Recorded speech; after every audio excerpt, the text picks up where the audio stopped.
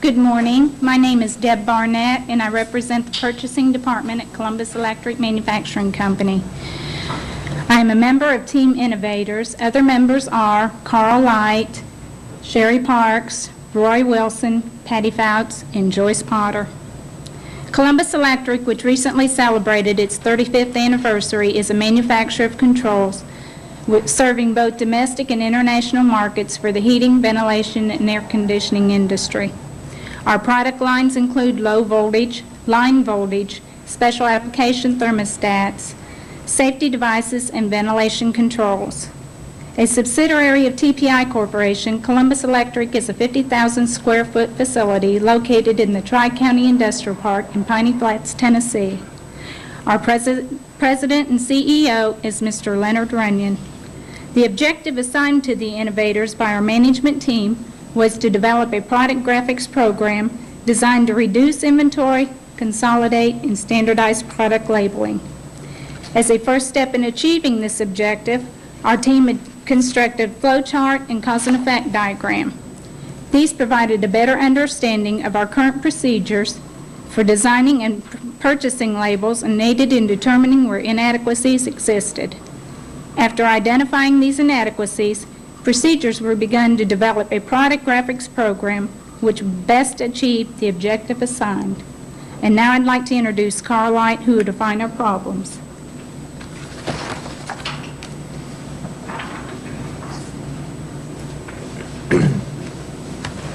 Thank you, Deb. By constructing a flow chart, we were able to evaluate our process from customer order through delivery. The darkened areas of the chart show where labeling has an impact. The chart's primary significance is to illustrate the numerous steps involved, particularly from purchasing to manufacturing. These steps are of special interest because they slow the process, and since vendors are involved, they are the most uncontrollable. Because processing orders in a timely manner is of major concern to our company, we determined this portion of our process should be our first priority for improvement. By constructing a cause and effect diagram, we were able to identify problems in our labeling system and determine many of the causes. This was accomplished by first dividing the problems into 4 categories: methods, machines, manpower, and materials. Problems are, excuse me. This enabled us to have a better understanding of where problems are concentrated and solutions should be focused. The next step was to determine causes by considering each problem and simply asking why. Each cause was then treated as a problem and the process repeated. By continually asking why, we were able to break down the problems into their root causes. This enabled us to develop solutions which would address problems at their foundation. Upon completion of the diagram, it was obvious that a major portion of the problems were vendor-related. And now I would like to introduce Sherry Parks, who will comment on their solutions.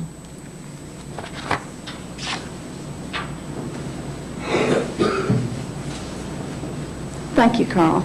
As discussed, we have evaluated problems in our current labeling systems. The solutions to these problems are to implement an in-house label printing program to reduce inventory of pre-printed labels by printing on demand and standardize label format and sizes for easier design and minimization of label stock. As a first step toward accomplishing this solution, we would purchase a printer to produce labels on demand, thus reduce delays of customer orders due to vendor lead times and breakdowns. Excessive inventory would also be eliminated as labels would be produced only in quantities as needed.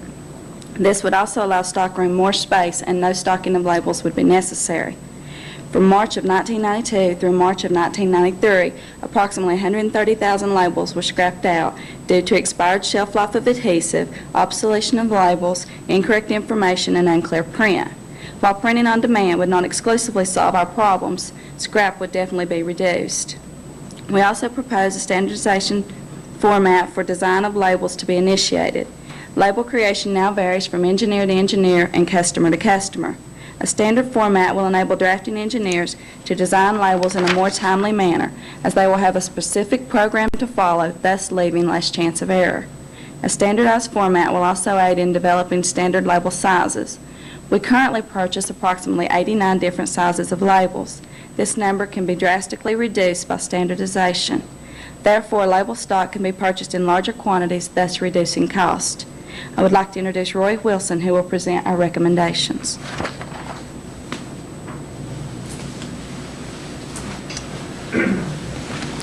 Thank you, Sherry. In choosing a printer, we had to establish a data collection system to determine what type printer to select for the labeling program. Through sales literature from 8 different vendors and in-house demonstrations from 3 distributors, we were able to develop 2 comparison charts. The features comparison chart allowed us to compare the various packages offered by the distributors. The cost comparison chart allowed us to compare the cost of the various packages. Diagraph, Tennessee Tape and Label, and Alpha Systems were the 3 preferred distributors selected from the comparison charts. In order to select the most desirable printer, a decision analysis worksheet was developed. Warranty, technical training, quality print, loaner availability, and adequate printing speed were the 5 categories selected for absolute must. All 3 distributors met these qualifications. Next, a list of 9 wants was listed and assigned a relative value on a scale of 1 to 10. Each distributor was assigned a satisfaction rating of 1 to 10 for each want. The higher the satisfaction rating, the more desirable the distributor satisfies the want. By multiplying the want times the satisfaction rating, Alpha Systems Fargo printer was selected as the most desirable for the labeling program. In recommending locations and methods of operations for the printers, a comparison chart was developed to list the advantages and disadvantages of each location. As a result of the comparison chart, Team Innovators recommends that 1 full version printer be located in the stock room and 1 print-only printer be located in the packing shipping areas. The strong points for these recommendations are as follows. Stockroom personnel see the work orders first from all departments. Therefore, label demands can be scheduled and run promptly. Filling label orders is more a stock materials function than a production function. Better control of label stock and ribbon stock. Maintenance control of the printer.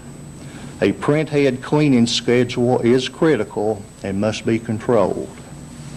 Printer security.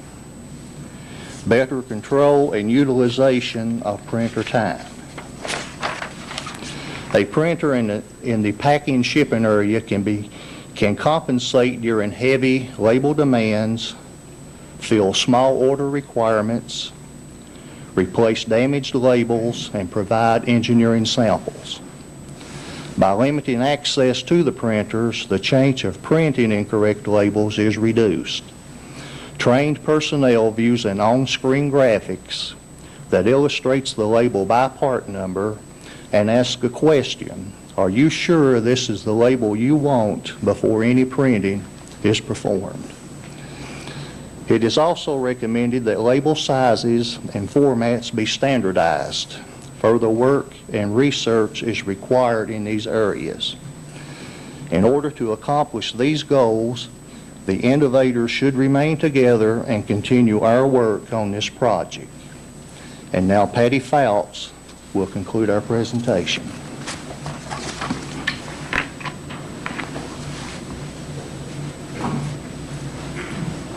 Thank you, Roy. With the aid of a flow chart and cause and effect diagram, faults were identified in our present labeling program. After identifying the problems, solutions were determined, and with the use of comparison and decision-making charts, we were able to reach a consensus and formulate a recommendation for a product graphics program. As shown by the new flow chart, in-house printing of labels eliminates lengthy vendor lead times, inspection, and rework, enabling us to achieve our objective. All team members would like to thank Northeast State, Cindy Tauscher, Al Thomas, and fellow team members, the Kingsport Times-News, and Northside Hospital for their insight, support, and inspiration. We would also like to make a special acknowledgement to Mr. Leonard Runyon and the management staff at Columbus Electric and TPI Corporation for the opportunity of attending the Quality First program. At this time, we would be happy to answer any questions you may have.